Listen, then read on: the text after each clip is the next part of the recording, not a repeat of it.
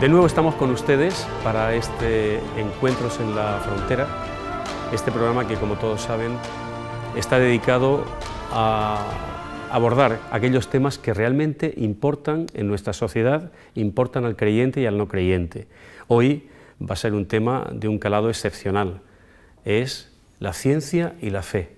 Y tenemos con nosotros a tres personajes, que nos pueden aclarar muchas cosas, que nos pueden hablar con profundidad de este tema, que cierto, les va a interesar a ustedes y a mí también. Les presento a Javier Bussons, que es nada más y nada menos que licenciado en Físicas por la Universidad Complutense y doctor en Física Experimental por la Universidad Nacional de Irlanda, y como investigador ha trabajado en el dominio de la astrofísica, de atlas, energías, rayos gamma y rayos X, donde se estudian los fenómenos más violentos del universo. Actualmente es profesor de astronomía en la Universidad de Murcia. También José Serrano, que es catedrático de zoología de la Universidad de Murcia y es doctor por la Universidad Complutense de Madrid, se formó en el CSIC, en el Instituto de Genética y el Museo Nacional de Ciencias Naturales de Madrid, es profesor de la Facultad de Veterinaria de Murcia desde 1983, y su campo de investigación, muy interesante por cierto, es la biología evolutiva en diversas facetas y organismos, particularmente en los insectos. Y tenemos también a alguien que aúna la filosofía y al mismo tiempo la ciencia, que es José Antonio Rodríguez, es licenciado en biología y doctor en filosofía. Pertenece a la asociación La Obra de Jesús, es licenciado en biología y doctor en filosofía, como he dicho, y en la actualidad desarrolla su labor profesional en el Colegio Franciscano La Inmaculada. Recientemente ha publicado un libro, El Credo en Imágenes, por tanto es también pedagogo de la fe.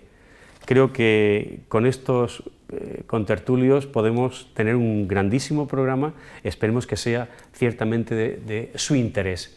Podemos lanzar una pregunta: ¿es posible ser científico y creyente al mismo tiempo? Cada uno en este momento puede dar su respuesta. Después ya debatiremos, hablaremos y confrontaremos nuestras ideas. Empezamos. ¿Es posible ser creyente y científico? En mi caso sí, aunque una encuesta no muy lejana en el tiempo, a nivel mundial, constató que prácticamente entre el 15 y el 16% de los científicos de este mundo se declaran creyentes en algo, y el resto, es decir, más de 4/5 partes de los científicos del mundo, se declaran no creyentes. Lo cual indica que hay una aparente dificultad entre conciliar... Disentonía. Exactamente, conciliar la actividad científica con la creencia religiosa. Vamos a ver a continuación. Por supuesto que también de forma personal la respuesta es sí, evidentemente yo soy creyente y soy también científico, y quizás la respuesta fácil de dar sería que hay vías diferentes de acceso al conocimiento que son en general bastante disjuntas, y que precisamente lo que estamos tratando aquí en este programa de hoy trataremos de ver qué fronteras hay entre lo uno y lo otro, encuentros en la frontera. Pero para mí, desde luego, el mismo impulso que me lleva a buscar, en mi caso, pues las causas de la formación del universo, su evolución, el entender dónde estamos en el tiempo y en el espacio, son causas muy similares a ese impulso que yo definiría como Dios, como poder o como inteligencia que domina todo ese proceso. Y luego está eso, una faceta sentimental, algo que no puedo explicar con ninguna de las herramientas que se me han enseñado en ciencia, y que me habla fundamentalmente de eso, de amor, de solidaridad, de un impulso que mueve, yo creo, a la humanidad. Que va más allá de la materia.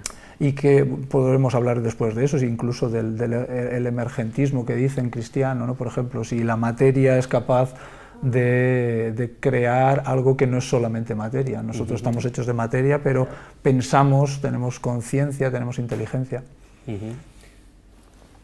Una última visión para empezar este diálogo. apoyándome en las palabras de Pepe, recuerdo que hace unos 20 o 30 años también leí otra encuesta y las proporciones eran las contrarias. Había justamente muchos más creyentes que no creyentes, con lo cual también podíamos pensar en otros elementos que no solo ciencia y fe, que pueden influir en esta desproporción actual, digamos. Pero yo pienso que no debe de haber mucha, podríamos decir, contradicción entre ciencia y fe cuando ustedes habláis vosotros, estaba pensando en grandes científicos, incluso iniciadores o padres de grandes disciplinas científicas que eran creyentes. Por ejemplo, estaba pensando en Newton, que está considerado el científico en global más grande de todos los tiempos, porque trabajó en muchos campos y todos lo llevó bastante adelante. El hombre era muy creyente y en sus últimos años él dejó sus investigaciones y se dedicó a la teología. Estaba pensando, por ejemplo, en el padre de la teoría heliocéntrica moderna, Copérnico, Nicolás Copérnico, era canónico en Polonia. Estaba pensando, por ejemplo, en el padre de la microbiología, Louis Pasteur, y que descubrió tantas cosas de microbiología. El hombre era un fervoroso creyente, Breton. O incluso padres de la relatividad moderna, de la relatividad general, como Lemaitre, por ejemplo. Por ejemplo, el Lemaitre, que además es el padre de la, digamos, de la preteoría del Big Bang, la que da lugar al Big Bang, la del átomo primitivo, y era jesuita. El sacerdote que el hombre vio que el átomo explotó realmente después. Lo que hace Hubble es llevar esa idea más adelante y los otros científicos posteriores, pero el que sienta las bases, por ejemplo, Lemaitre o los padres de la mecánica cuántica. Planck, por ejemplo, Max Planck era un católico, Heisenberg, famoso el principio de Heisenberg, de incertidumbre, él era católico, mismo Schrödinger, él era creyente, un poco a su manera, peculiarmente, sí, pero lo era, y von Braun, ¿no? Von Braun también, de la era espacial y además mecánica cuántica, pues también era creyente, o sea que no debe de haber incompatibilidad. Segunda pregunta, segundo tema. Vosotros sois científicos, filósofos. ¿Existe solo la materia? ¿La materia es el principio último explicativo? ¿Y cómo se accede, con qué método se accede, si es que existe algo más que la materia, a ese algo más que la materia? ¿Me explico lo que quiero decir? ¿Podríais aproximaros a alguna reflexión sobre esto? Yo personalmente pienso que actualmente las fronteras de la ciencia no alcanzan ni van a alcanzar, por lo menos en un futuro previsible, ese otro concepto del que nos hablas, todo aquello que no es materia.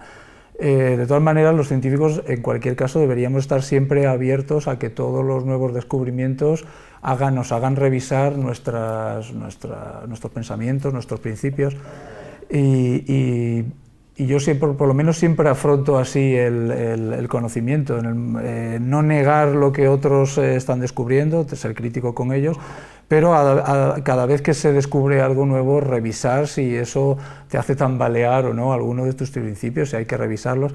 Y en principio el acceso a todo aquello que no es material, a todos esos sentimientos, a esa espiritualidad, para mí es de las dos vías de las que te comentaba antes, que para mí son de momento disjuntas.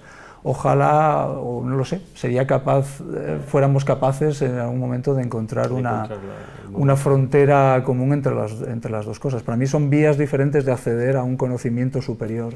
Yo siempre digo, perdonadme antes de que os interrumpo, yo siempre digo que, bueno, pues que el transistor, la radio, que me comunica una sinfonía, es elemento imprescindible, pero no es suficiente para mi emoción estética. Es decir, es mucho más que el aparato. Es verdad que tenemos un cerebro, ¿no? Pero lo que mi cerebro percibe es mucho más que lo que su fundamento biológico es capaz de. Es decir, yo siempre digo, ¿cómo se pondera la emoción estética, por ejemplo, ¿no? ¿Cómo se pondera? ¿Puedo reducir a kilos, a una medida, a un peso, la experiencia del amor? Por ejemplo, ¿cómo pondero la esperanza? Mis expectativas, mis ilusiones, mis deseos. Bueno. Sí, es que estaba pensando, además, ahondando un poco en las palabras de Javier que dijo al principio, yo creo que incluso para responder esto de la materia, si hay algo más que la materia, si podemos tener a su conocimiento, creo que sería, me parece interesante entender o repasar qué es la ciencia. claro, hablamos muchas veces de ciencia, ¿no? Y hay muchas ciencias y cada vez se aplica con más, incluso ya hay mucha gente que utiliza el término científico con mucha facilidad, incluso para publicidad. Hay acuarios, por ejemplo, estoy acordándome ahora de un anuncio que vi en un prospecto de publicidad que decía, tenemos tal especie en nuestros acuarios porque estamos llevando a cabo investigaciones científicas. ¿Qué significaría eso? Significa que había un muchacho que tomaba datos, bueno, por curiosidad y porque le gustaba, pero ¿eso es ciencia? ¿Qué es ciencia, no? Yo creo que partiendo de ahí, porque claro, es lo que tú decías al principio, tiene su ámbito, hay formas de conocimiento. Yo entiendo que la ciencia se define por un método y por un objeto. El método que se llama científico, aunque dentro del método científico hay también mucha variedad, pero tiene un método que le caracteriza y todo lo que no sea utilizar ese método ya puede ser otra forma de conocimiento, pero no es científico. Luego el objeto, ponderable, medible, empíricamente abordable, es decir, que yo puedo cogerlo, que existe físicamente, y yo de alguna u otra manera puedo medirlo. Y luego los conocimientos emanados de esa aplicación del método sobre un objeto, pues se ordena sistemáticamente. Yo creo que son los tres elementos que componen la ciencia. Claro, si el objeto no es medible empíricamente, no cae bajo el ámbito de la ciencia. Por lo tanto, en la ciencia o el científico como tales, no como persona o como otra faceta de tu vida, como científicos, no pueden pronunciarse respecto de ese objeto no medible, empíricamente no abordable. Es decir, que de alguna manera la ciencia tiene un carácter empírico y abarca todo lo que proporciona la materia, alto, largo, ancho y profundo. Tiempo. Pero si existe alguna otra dimensión, no sería susceptible de ser analizada con un método que es científico. ¿Sería algo así? Dios, el alma, incluso las grandes virtudes, los grandes principios del hombre, la justicia, la verdad, la bondad, el amor, como antes has comentado, no son abordables científicamente hablando. Pero cuando un científico lo aborda, no hace ciencia o no habla como científico, lo que no debe de dar lugar a que creamos que está hablando como científico cuando como tal no le compete. Lo digamos entonces, bueno, pero volviendo a tu pregunta original, sí. ¿Hay solo la materia? ¿Existe solo la materia? ¿Existe solo la materia? ¿Hay vías para ver que hay unas realidades que desbordan el ámbito? Yo creo que es una pregunta muy filosófica. Creo que la primera respuesta que hay es que la materia no se puede pensar a sí misma. Esa sería quizás mi primera respuesta. Y en ese sentido, como nosotros nos pensamos a nosotros mismos, por lógica debemos admitir que no solo existe la materia, sino que tiene que haber algo más. No obstante este razonamiento, que yo creo que es sencillito, sí. Y profundo. Hay unos cuantos autores modernos que publican que en realidad nuestra capacidad de pensar, de sentir, tener emociones estéticas, tener creencias religiosas y otra serie de acciones o fenómenos que ocurren y que escapan fuera de lo que es la materia, en realidad es nada más que el producto de nuestra propia materia, en el sentido de que yo diría que estas personas lo que están sosteniendo es que la materia sí se puede pensar a sí misma, supuesto que alcanza un nivel de integración neuronal aquí en el cerebro, etcétera, etcétera, etcétera. Es decir, llegan a una especie como de callejón sin salida no demostrable, pero se atreven a sostener que la materia, alcanzado un cierto grado de evolución material, puede llegar a pensarse a sí misma.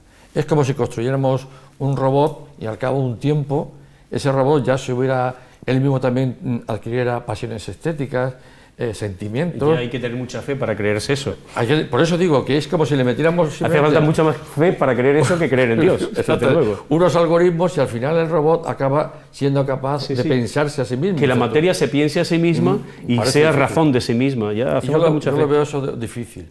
Pero bueno, hay gente, es lo que quiero destacar, que está ahora en este momento y de forma muy reciente postulando incluso hasta ahí, hasta esa frontera. Sí, pero ya están más allá del ámbito científico, ¿no? Es que eso no dicen que es una propiedad inherente de nuestras propias neuronas y de nuestros centros nerviosos superiores. Tendrá que explicarlo. Considerar eso.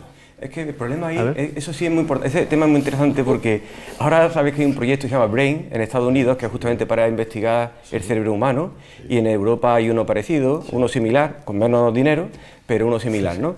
Claro, el problema es el presupuesto, ese presupuesto lo tienen como uno de los principios para investigar cerebro, es decir, esa afirmación que tú acabas de decir, que es verdad, que está ahí en el mundo de la neurociencia, por ejemplo, ¿es científica esa afirmación?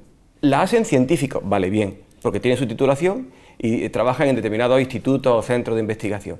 ¿Pero es científica esa afirmación? No, porque primero no está basado en unos datos empíricamente obtenidos cuyas conclusiones deriven en eso, en ese hecho. Lo que han hecho es al revés. Tienen un presupuesto y el problema es que ahora puede que sus investigaciones de alguna manera estén ya prejuiciadas, encauzadas, buscando la justificación de un presupuesto. Por lo tanto, estamos traicionando la ciencia. Primero es la experimentación con una hipótesis de partida, que también es interesante esa idea. Una hipótesis no es una ley. Entonces hay niveles de certeza dentro de la ciencia. Un principio, y es que la experiencia sea replicable, es decir, que yo pueda sea capaz de elaborar en el laboratorio aquello que mi hipótesis presenta. Que yo puedo crear un ser pensante con emociones, es decir, un ser humano en toda su integridad, no una parte de la vida, no una dimensión. Yo entiendo que lo que hay ahora es una hipótesis, no es ninguna ley, es una hipótesis de trabajo. Entiendo que los científicos que postulan eso son honrados y lo que quieren es verificar empíricamente la hipótesis. No lo dan como un hecho cierto, sino como una cuestión a investigar. Pero tienen sus puntos de partida en el sentido siguiente. Si se proporciona a lo mejor un tipo de molécula química a una neurona, a veces se observa que ésta evoca en nosotros un cierto tipo concreto de recuerdo. Y con otra molécula distinta se evocan otros recuerdos diferentes. Sí, lo que no nos dirá es el valor afectivo, intelectual que tiene ese recuerdo. Nos dirá, esa es la cuestión. Yo siempre digo lo mismo, que la metáfora que ponía antes, es decir, yo necesito de un transistor para escuchar una melodía, necesito de unos instrumentos musicales, pero los instrumentos musicales directamente no me dan a mí la emoción estética, es la interacción, ¿no? La interacción lo que me produce, lo que me evoca, el sentido de mi existencia, me callo. No, estoy de acuerdo con Pepe en que ese esfuerzo es genuino, sí, en que es una hipótesis de trabajo, y yo creo que cosas que posteriormente se han verificado como la tabla periódica de Mendeleev o la manera de ordenar un poco la materia según sus características o incluso la propia relatividad general, en un primer momento fueron intuiciones, hipótesis de trabajo que además en su momento pues, eran risibles para la mayor parte de sus compañeros. De todas las muchas hipótesis de trabajo con las que se trabaja, pues al final algunas se verifican y otras no. Y entonces, bueno, pues es cuestión de darle tiempo al tiempo. Sí que lo que comentabas también tú al hilo de lo que decía José Antonio sobre que empíricamente las cosas para ser objeto de la ciencia deben ser replicables o inmedibles, pues las teorías en sí deben ser, sería el paralelo de la teoría con respecto al experimento, las teorías deben poder ser falseables. Está claro. En el momento en que la teoría no es falseable, pues es tu palabra contra la mía. Me encuentro de momento con muchas preguntas de ese estilo al final de casi todas las conferencias que tengan que ver con cosmología, pues con el hecho de, por ejemplo, con ejemplos como lo de los multiversos.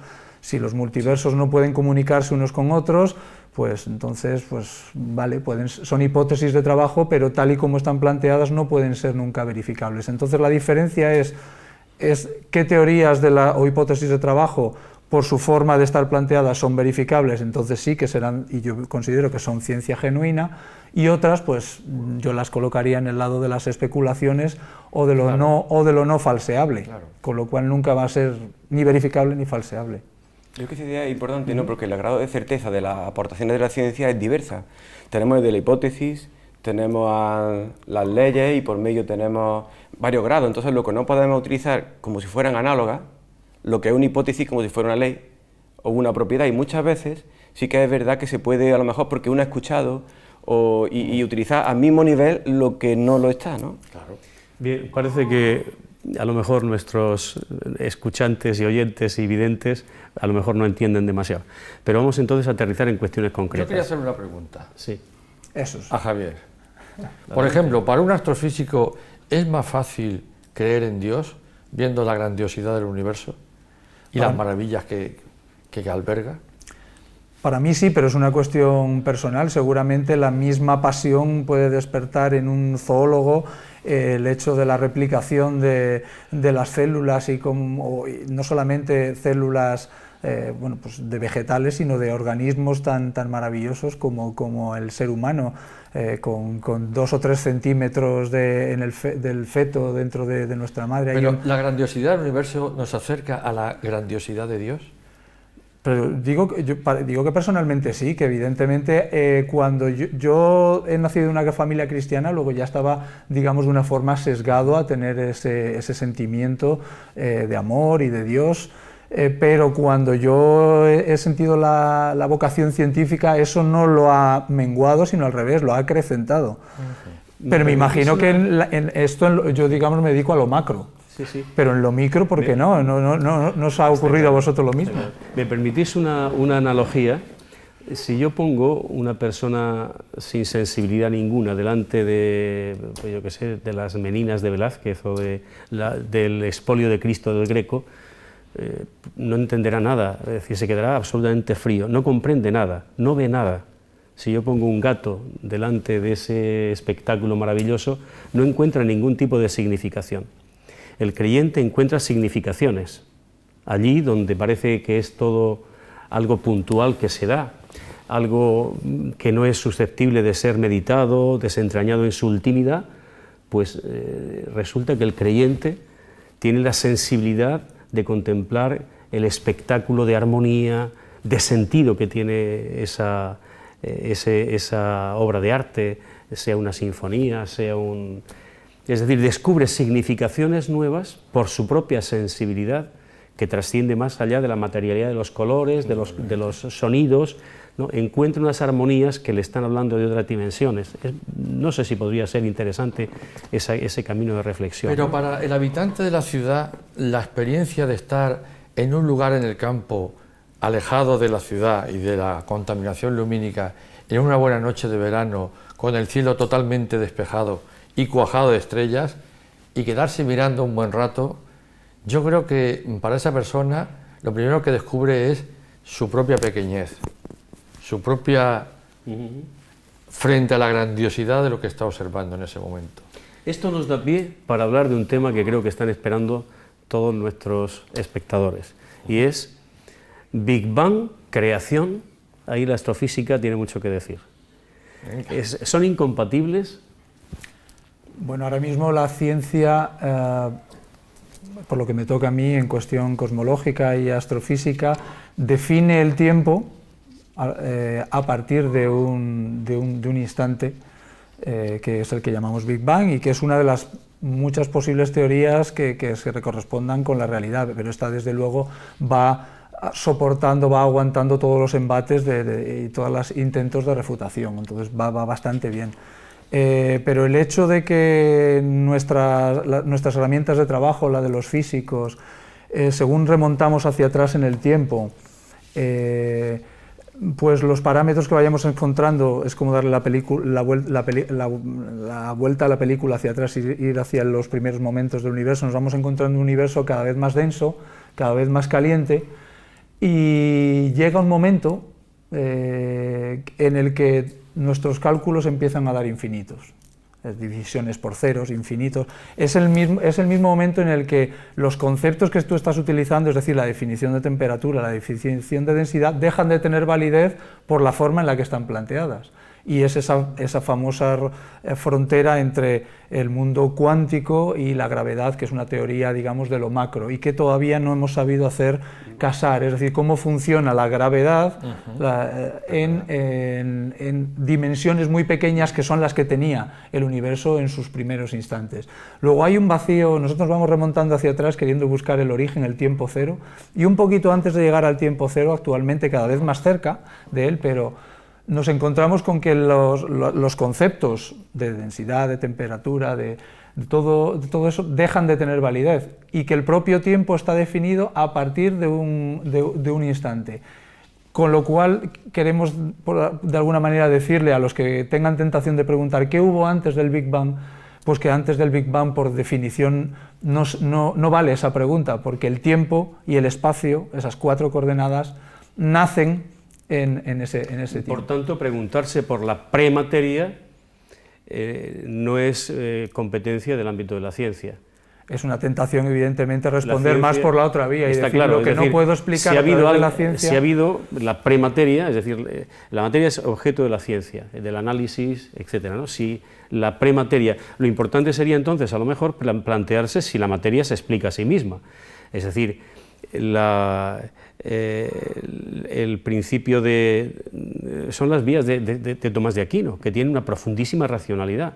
Es la finalidad, es todo el azar, es la casualidad, o también, explicarse el orden del mundo, explicarse también si, como decía Tomás de Aquino, la materia es capaz de darse el ser a sí misma y de estructurarse y vertebrarse en la complejidad en la que lo hace. Heidegger decía, de la nada no sale nada, de la nada absoluta no sale nada. La nada, aunque los platónicos afirmaban que pertenecía a la eternidad, sin embargo, no es un concepto sustentable desde el punto de vista de la lógica. De la nada no sale nada. Había un biólogo que decía francés, Rostand, dice, el pensar que el universo se crea a sí mismo es un cuento para mayores. Nada se puede dar así lo que no tiene, ni siquiera en grado de complejidad creciente. Algo más sencillo a sí mismo no se puede dar algo que lo supera, que es una complejidad mayor. Ahí yo creo que muchas veces ha salido un punto que me parece interesante. Muchas veces hemos dejado relegado el campo de la religión a aquello que la ciencia no puede explicar. Y es como si poco a poco la ciencia fuera avanzando y cada vez le quedara menos parcela a la religión. Y siempre una religión tapa agujeros científicos o de nuestra capacidad de manipulación, del positivismo. Si hay una cosa que la medicina puede curar, ya no recurrimos a un santo. Ya no tiene nada que ver con la ciencia, exactamente, es con la religión, exactamente. Y yo creo que no, incluso ante la idea del Big Bang, mucha gente ha pensado el Big Bang puede coincidir con la creación, bien, pero hay modelos alternativos. El modelo estacionario, por ejemplo, del universo, o incluso alternativas de Hawking, cuando empieza a hablar de como el norte y el sur, un universo sin un punto de partida, sino o bien el eterno retorno de los griegos, pero adaptado Big Bang, Big Crunch, que sería lo contrario justamente, sí. Big Bang, Big Crunch, cíclico, exactamente, o espacio-tiempos curvos, de tal manera que nunca es como dónde empieza la Tierra, dónde acaba. ¿Para dónde empieza el universo en su historia temporal, dónde acaba? Pero yo creo que en cualquiera de estas concepciones, la materia, lo has comentado muy bien, nunca se puede dar a sí misma la existencia. Además, la contingencia que demuestra la materia, o sea, la dependencia de su una de las vías de Tomás de Aquino. Es Tomás de Aquino, exactamente. Hace que nos demos cuenta que cualquiera que sea el modelo que queramos, además todos son hasta ahora modelos, propuestas, ninguna cierta, aunque parece que después de las microondas, ¿no? El descubrimiento de las microondas, parece que podía hacer el Big Bang y tal, las ondas fósiles. Pasemos a un tema, disculpadme, porque ahí la zoología también tiene evolución, creación, Darwin. Aquí el zoólogo que además es experto en todo este tema de la evolución. ¿Qué podemos decir? Pues, ¿se contradicen aquí ciencia y fe? A mí me gusta, digamos, seguir en esta cuestión a nuestro Papa Benedicto XVI, porque creo que pocas personas como él han sentado un poco las bases para ese diálogo entre razón y fe, entre ciencia y creencia, y creo que en el sentido el propio Papa decía que si bien los teólogos actuales en su mayoría están cumpliendo ese mandamiento, digamos, bíblico de dominar la tierra y hacer de ella buen uso, se están poniendo al día de los avances científicos y son capaces de verlo desde una perspectiva, digamos, teológica y de fe. Pero eso está ocurriendo a unos niveles quizás demasiado altos. Y entonces a niveles ya más de nosotros, de la gente de la calle, de nuestras catequesis, de nuestras iglesias, esos conceptos un poco todavía no han calado, digamos, lo suficiente, y entonces se encuentran contradicciones que no deberían de existir, como bien demuestra Benedicto XVI, no deberían de existir entre una idea moderna para el creyente de lo que es la evolución y ver detrás de esa, digamos, idea física y natural de lo que es la evolución biológica, ver detrás la mano de Dios. En el sentido de que el sentido de esa evolución es precisamente que llega y al final surge el hombre, persona que Dios crea a su imagen y semejanza dentro de su libertad, para que, digamos, Él nos ame y nosotros la amemos a Él. Y en ese sentido se produce esa confluencia entre lo que son la teoría natural de la evolución, etcétera, y la creencia religiosa. Porque hay un hecho muy evidente. En una encuesta que se hizo en Estados Unidos, el 55%, no hace mucho, de la población cree al pie de la letra el relato bíblico inicial. Sin embargo, todo el mundo cree en los dinosaurios y que vivieron hace 200 millones de años. Entonces, ¿en qué quedamos? Bien, hay un infantilismo cultural que no hay más. A ver, creación, evolución. Cuando leo el Génesis, los primeros capítulos del Génesis, yo lo veo que Dios los capítulos, el Espíritu Santo a través de los escritores sagrados, me hablan de la evolución. Yo en los primeros capítulos no veo fijismo, porque muchas veces, incluso algunas religiones, algunas iglesias protestantes, etcétera, en Estados Unidos sobre todo, son muy fijistas. Es decir, primer día, segundo día, tercer día. Pero no, pero es que el Génesis a mí me habla de evolución. Por ejemplo, hay un verbo que utiliza que es modelar. Modelar significa dar forma. Y además del barro. Me está hablando de un origen inorgánico, de materia inorgánica, que dándole forma, ¿cómo? Pues a través de las leyes que el mismo Dios ha puesto en la naturaleza, que son los principios que rigen el devenir de la materia, pues va dando forma hasta que llega el hombre. Claro, ¿qué es lo que hace el hombre hombre? Muchas veces, seguro que te lo han planteado, ¿cuándo es hombre? ¿Cuándo se es mono? ¿Cuándo se es hombre? ¿Cuándo mono? ¿Cuándo hombre? Venimos del mono, venimos, ¿de dónde venimos? ¿No? Yo creo que eso es más secundario para un creyente, porque yo creo que el hombre aparece en el momento en el que sea Homo sapiens, neandertalensis, o sea erectus, da igual, eso es del campo de la ciencia, con sus estudios anatómicos, antropológicos, perfectos. Pero el hombre surge en el momento en el que, una vez que ha modelado el cuerpo, que está a la altura de recibir el alma humana, ese aliento de vida, insufla el aliento de vida, pues es en el momento en el que aparece el hombre, entendiéndolo como lo que somos hoy. Sí. Es otro tema, no quiero adelantarme, pero ¿tu opinión? Bueno, yo, por ejemplo, querría saber cómo reaccionaríamos. Respondo con una pregunta, como si fuera gallego, ¿eh? soy aragonés, pero... O sea, tozudo. Tozudo. ¿Cómo reaccionaremos o reaccionaríamos si encontramos vida en otros lugares, en otros confines del universo, incluso, claro, a nivel incremental de dificultad, si esos tipos de vida, alguno de ellos tienen un nivel de inteligencia comparable al nuestro? Bueno, la Iglesia ha sabido desde siempre, por revelación, que existen otros seres conscientes de sí mismos, que son los ángeles. Es decir, que existen otras formas de naturaleza, conscientes, reflexivas, y que no son equiparables al ser humano. Es decir, que exista otra cualidad de vida en otra parte, bueno, bien, pues que la ciencia determine si existen o no existen. Yo creo que no es problema.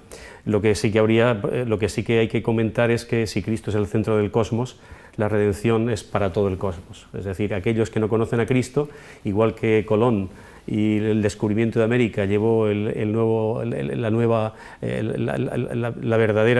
verdadero gozo de la redención y de la salvación a aquellos hermanos nuestros, pues habrá que llevarlos a otros sitios. No hay problema con eso. Pero iba esto, ¿no? Estamos hablando de si creación, evolución, ¿no? Yo recuerdo que la Iglesia ha pensado siempre en términos de evolución. Por ejemplo, San Ireneo de León en el siglo II nos habla de que Dios plasma el barro y lo plasma con las dos manos. Y él hablaba de que las manos de Dios son su palabra y su espíritu. Es verdad que la materia inerte, inanimada, está animada y deja de ser inerte porque el logos se hace presente en ella la estructura, la vertebra y le da una dinámica de futuro. Eso es teología del siglo II, no me la estoy inventando yo, es San Ireneo de León, en el siglo II. Por tanto, ellos, los primeros grandes pensadores de la Iglesia, reflexionan sobre el Génesis de una forma distinta.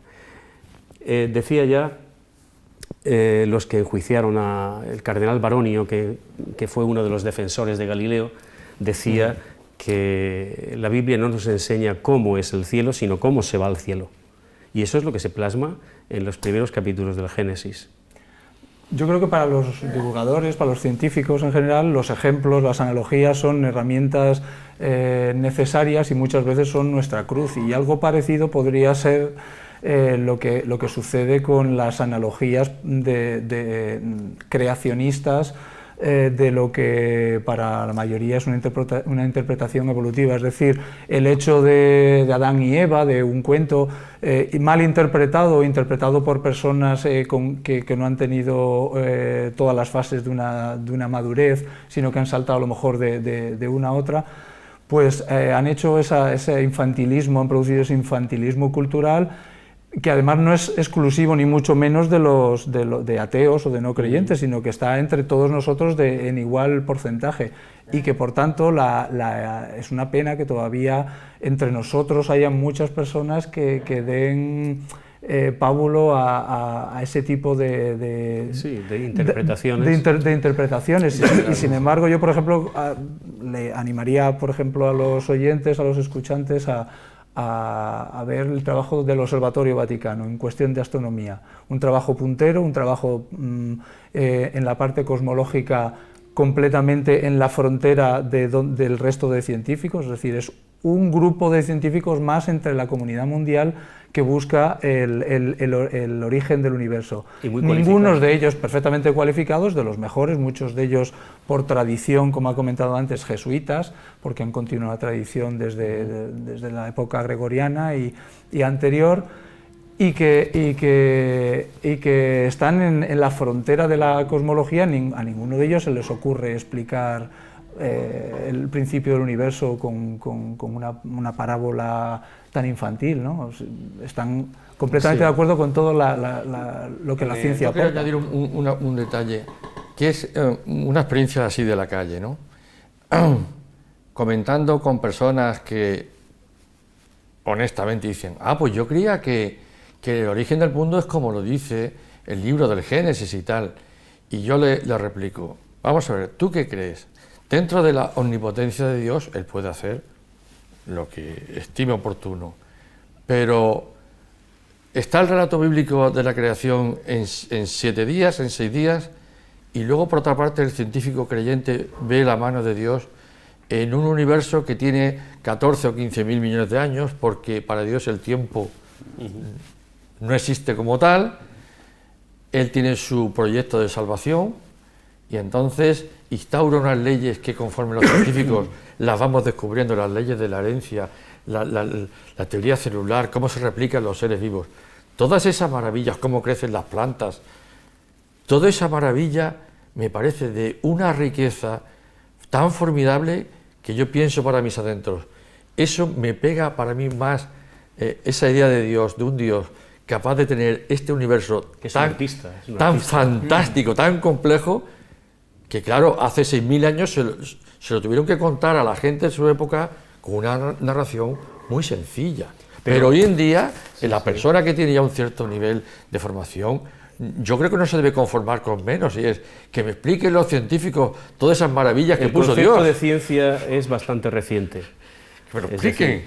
No hay que el autor del siglo X a.C. no tenía ni idea de cómo había surgido el cosmos, ni idea de lo que hoy llamamos ciencia, y por tanto se pregunta otras cosas. Tenemos la dificultad de entender, como pasó en tiempos de Galileo, lo que son los géneros literarios. Es decir, sabemos que la creación en 7 días es un poema que se cantaba en el Templo de Jerusalén, en el siglo V, VI antes de Cristo, y entonces, pues en una forma poética se va desglosando esa cascada de seres que configuran la creación. No le preguntes al poeta que lo que le preguntarías al científico, él lo hace así, ¿no? Pero es curioso que en el texto del Génesis, volviendo otra vez, entender el género literario, lo cual no quiere decir que lo que diga no sea verdad, sino que dice la verdad de otra manera distinta. Está claro. Primero responde a los porqués más que a los cómo. Está claro. Pero luego dice cosas que son ciertas. Por ejemplo, Dios el creador. Luego, que va creando la naturaleza por orden.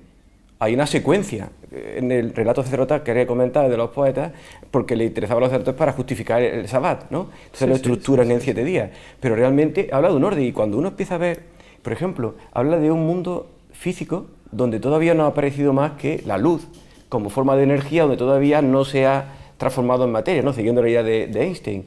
Pero luego se configura el mundo químico-geológico en el mismo Génesis, en la secuencia de días, y aparece el mundo físico-químico-geológico, con la aparición del Sol, de la Luna, en fin, de los astros, empieza a configurar la geografía del universo, podríamos decir. Luego surge la vida, pero también surge la vida con un orden, que uno va viendo lo que dicen las teorías evolutivas, y en buena medida van coincidiendo la secuencia y el orden de cómo van apareciendo los distintos seres vivos. Hasta el hombre. Eso no respondería tanto a un planteamiento científico, sino a la experiencia normal. Es decir, ¿qué se necesita para que exista la vida? Pues la luz. Pero quería apuntar y una idea. Resulta... Es para acabar, es que una idea, cuando estaba hablando de lo de Adán y Eva, ¿no? Realmente son palabras que, me corrige, seguro que lo sabe, en arameo significa el primer hombre y la primera mujer. Está claro. Bien, pues hay un proyecto que se llama el Proyecto Genoma Humano, y dentro de él han hecho una investigación trabajando solamente con el ADN mitocondrial. ¿Qué quiere decir esto para que los oyentes no entiendan? Tenemos 2 ADN en nuestro cuerpo, el nuclear, que se forma por la unión de los genes de nuestro padre y nuestra madre, pero tenemos uno que heredamos solamente por la línea materna, que es el ADN que se encuentra en la mitocondria, que además tiene peculiaridades muy interesantes, pero sin entrar en ello ahora. Entonces, científicos han puesto a comparar los ADNs de todas las razas actuales o todas las etnias actuales que configuran la diversidad de la especie humana en la Tierra actualmente, y comparando los ADN mitocondriales, todos proceden de un primer ADN de una sola mujer, de una primera mujer. O todos comparten, filogenéticamente hablando, un ADN de punto de partida, lo cual no quiere decir que entendamos literalmente el Génesis, no. Lo digo porque no lo he dicho yo, lo han dicho los científicos. Sí. Ellos hablan de la Eva genética, no dicen la Eva del Génesis. La ciencia tiene ciertamente ahí un campo inmenso que investigar. Ciertamente la Biblia no habla de ciencia, porque tampoco es su cometido. Lo que se plantea ciertamente en los primeros capítulos del Génesis es qué es el ser humano, cuál es el sentido de la existencia, para qué es la creación, quién es Dios. Es decir, es una reflexión teológica hecha en un ámbito que en muchos momentos puede tener un sabor mítico, porque además es herencia de otras culturas, pero que le da un sabor profundamente teológico, profundamente reflexivo. ¿A qué responden los primeros capítulos del Génesis? ¿Quién es Dios? ¿Qué sentido tiene la creación? ¿Qué es el hombre? ¿El por qué la diversidad de sexos? ¿Para qué está destinado el hombre? Terminamos, has dicho que la estructura del capítulo primero es una estructura sabática. Ciertamente el ser humano está llamado ¿a qué? A la plenitud en la felicidad. Es decir, esas grandes cuestiones que luego la filosofía se va a plantear, etc., ¿no? Plantearle a la Biblia cosas que no son competencia suya, y como tú decías, es que la verdad tiene muchas angulaturas, tiene muchas perspectivas, ¿no? Es decir, que estamos planteándonos cosas que no afectan directamente al porqué y al cómo de la materia, ¿no? Sino precisamente al sentido de la existencia humana. Me gusta a mí un ejemplo que ponía Carl Sagan, uno de los mejores divulgadores astronómicos y astrofísicos, y en el sentido de explicar que numerosas dimensiones. El hecho ya de que dejemos de hablar de 3 dimensiones espaciales para hablar de un conjunto como mínimo de 4 en la que se incluye el tiempo dentro de ese conjunto, pero luego hay un montón de modelos, como sabéis, que van añadiendo otras dimensiones. Bueno, pues para mí esa extrapolación de dimensiones matemáticas con las que sabemos trabajar perfectamente y hacer hipótesis son una analogía de las diferentes dimensiones del conocimiento. Carl Sagan lo que hacía era, en uno de sus episodios, hacía aterrizar un cilindro en una mesa. Entonces hablaba de los habitantes de la mesa, eran los flatlandeses, los planilandeses, creo que solamente ven en esas dos dimensiones, en las dos dimensiones de la mesa. Entonces ellos de repente adoran o les aparece el círculo. Solo el que está en la tercera dimensión es capaz de ver que aquello es un cilindro, pero para los de las dos dimensiones eso es un círculo. Nosotros, yo estoy convencido, o bueno, no convencido, pero acepto que pueda haber dimensiones del conocimiento superiores a la nuestra, que no podemos, digamos, de alguna manera percibir o estudiar, y quizás las pistas de ese círculo que ven ellos en la mesa para mí son los constantes avances maravillosos de la ciencia. A mí la ciencia me explica mejor a Dios que antes de la ciencia, como decía Pepe. Estoy muy de acuerdo en eso. Fred Hoyle, el astrónomo inglés, que murió hace poco, decía en un libro, dice, los científicos hemos creído que en la subida a la montaña del conocimiento, creíamos que éramos los pioneros. Dice, pero cuando lleguemos arriba, nos daremos cuenta que los teólogos llevaban ya mucho tiempo. Pero no es como contradictorio, sino como complementario. Es que yo me parece a mí que eso es la visión preciosa que podemos dar, la riqueza de forma de conocimiento del hombre. Cómo en lugar de excluir o visiones reduccionistas, complementarnos, enriquecernos recíprocamente. La ciencia, la filosofía, metafísica particularmente, y la teología como vías de complementariedad y de tener una visión más real de nuestra existencia. Y la ciencia en general, pero la astronomía en particular, lo que han ido haciendo es sacarnos de ese egocentrismo que primero pensábamos que vivíamos en el centro del universo y ahora sabemos, como decías, que solo somos una parte muy pequeña, ¿no?, de todo lo creado. Ni en nuestra galaxia estamos en el centro, estamos en un rinconcito. Podíamos resumir, bueno, el conocimiento empírico nos acerca a la realidad material, pero no es el único ámbito de conocimiento, sino que hay otros ámbitos de conocimiento. Pues el conocimiento que tiene una madre que gesta, un ginecólogo le podrá explicar perfectamente el proceso, pero nunca podrá experimentar y saber lo que es ser madre. Está claro. Un esclavo que ha vivido torturado, esclavizado y que respira por primera vez la libertad y que se puede autodeterminar, bueno, pues el científico podrá determinar las circunstancias en las que ha estado, pero la experiencia subjetiva de la propia libertad no la puede determinar la materia. Podemos resumir, yo tengo aquí una frase del que fue Premio Príncipe de Asturias de Investigación Científica y Técnica del 2001, Francis Collins. Podríamos sintetizar como resumen de esta preciosa... Que se te olvidó antes. De este precioso encuentro que hemos tenido, que espero que se siga, porque hay muchas cuestiones que nos quedan. ¿Qué es el ser humano? Tantas cuestiones, la cultura, la historia, que tienen que ver con la ciencia. Pero espero que este encuentro tenga continuidad, porque creo que es muy interesante y nos puede hacer mucho bien a todos y también a los que nos ven. Podríamos sintetizar, ¿os parece?, con esta frase de Francis Collins, de este científico, en lo que hemos dicho. Os lo propongo. El Big Bang, decía él, obliga a la conclusión de que el universo tuvo un inicio definido. No veo cómo la naturaleza se hubiera podido crear a sí misma. Solo una fuerza sobrenatural, fuera del espacio y del tiempo, podría haberlo hecho. Puede ser una síntesis interesante, por lo menos una hipótesis que para los que creemos no es hipótesis, es una tesis perfectamente demostrada. Pues muchísimas gracias a todos los que han estado esta tarde con nosotros, muchísimas gracias a los que habéis participado en este encuentro tan hermoso, tan bello, que creo que ha sido tremendamente positivo para todos. Hasta el próximo Encuentros en la Frontera.